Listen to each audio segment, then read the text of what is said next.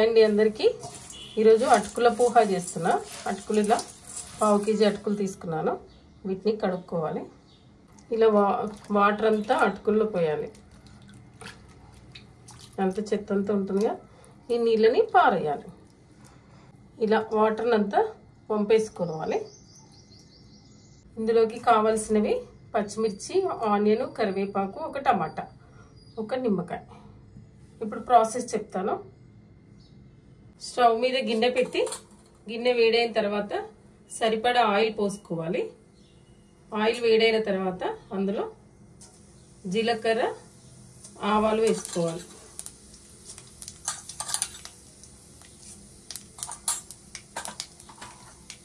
ఇప్పుడు ఇందులోనే పల్లీలు వేసుకోవాలి.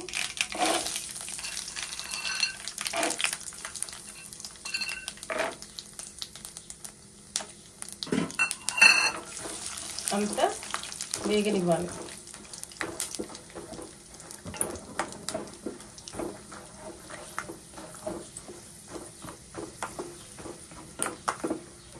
ఇప్పుడు ఇందులో మనం కట్ చేసి పెట్టుకున్న పచ్చిమిర్చి వేసి కొద్దిగా వేయించుకోవాలి.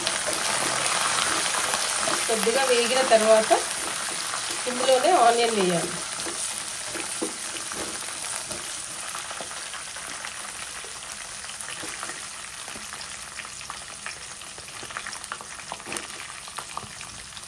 చాలా సింపుల్. పిల్లలకి స్నాక్స్, మనకు బ్రేక్ఫాస్ట్, ఈవినింగ్ స్నాక్స్కి చాలా ఉపయోగపడుతుంది. టేస్టీగా ఉంటుంది. అంతా గోరనివ్వాలి. ఇదంతా వేగింది కదా, ఇందులోనే కరివేపాకు వేసుకోవాలి. కరివేపాకు వేసుకున్న తర్వాత ఇందులో అల్లం వెల్లుల్లి వేసుకుంటాం.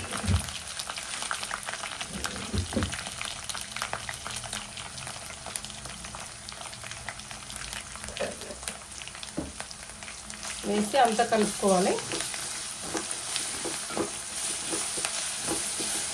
అల్లం వెల్లుల్లి పేస్ట్ కూడా కొద్దిగా పచ్చివాసన పోయే వరకు కలుపుకొని ఇప్పుడు ఇందులో పసుపు వేసుకుందాం.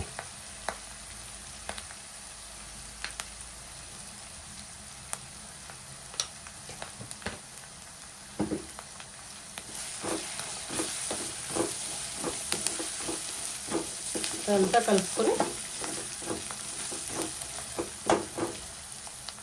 ఇప్పుడు ఇందులోనే కొద్దిగా కారం వేసుకుంటున్నాను. కారం ఎందుకు వేస్తున్నారు? పచ్చిమిర్చి వేశారు కదంటే పచ్చిమిర్చి కొద్దిగానే వేసాను, టేస్ట్ సరిపోదు, సో అందుకని.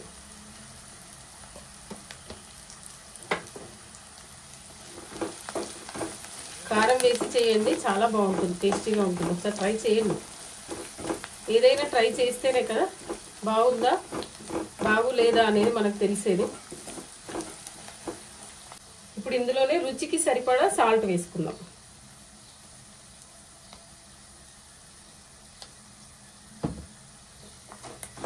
మన టేస్ట్కి సరిపడా సాల్ట్ వేసుకొని అంతా కలుపుకొని ఇప్పుడు మనం కడిగి పెట్టుకున్నాం కదా అటుకులు, వాటిని ఇందులో వేద్దాం.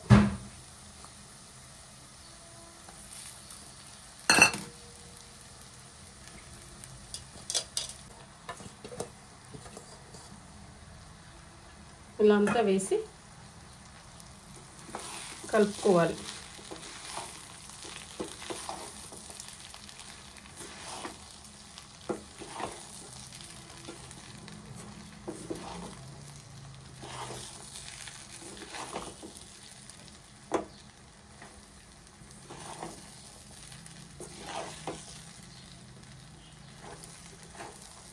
ఇప్పుడు ఇందులో ఇట్లా మధ్యలోని టమాటా ముక్కలు మెత్తగా అవ్వాల్సిన అవసరం లేదు, జస్ట్ టేస్ట్ కోసమే కాబట్టి ఇందులో టమాటా ముక్కలు కూడా వేసిస్తున్నాం.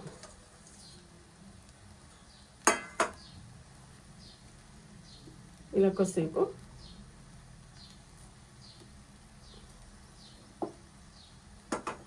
మినిట్స్ ఇట్లా మూత పెట్టుకుందాం.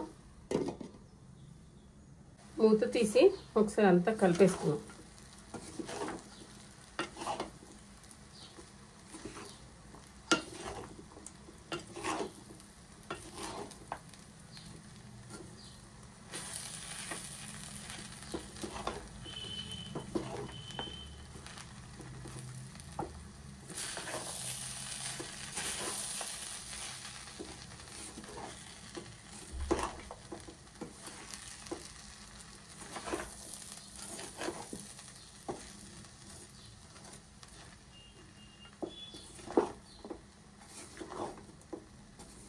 ఒక 3 మినిట్స్ అట్లనే కలుపుకొని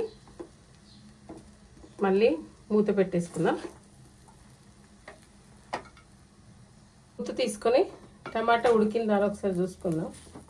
ఆ డౌట్ ఏం లేదు, ఈజీగా ఉడికిపోతుంది, ఈ స్ట్రీమ్కి ఉడికిపోతుంది. ఇప్పుడు ఇందులో ఒక నిమ్మకాయని రసం పిండుకుందాం. చివర్లో నిమ్మకాయ రసాన్ని పిండుకుంటే బాగుంటుంది, లేదంటే చేదు, వేడికి చేదు అవుతుంది. సో అయిపోయింది. ఒకసారి అంతా కలుపుకొని కొత్తిమీర చల్లి సర్వ్ చేసుకోవడమే. టేస్టీ పోహా రెడీ అయింది. ఒకసారి ట్రై చేయండి. లర్నర్స్కి, కొత్తగా వంటలు నేర్చుకునే వాళ్ళకి చాలా యూజ్ అవుతుంది.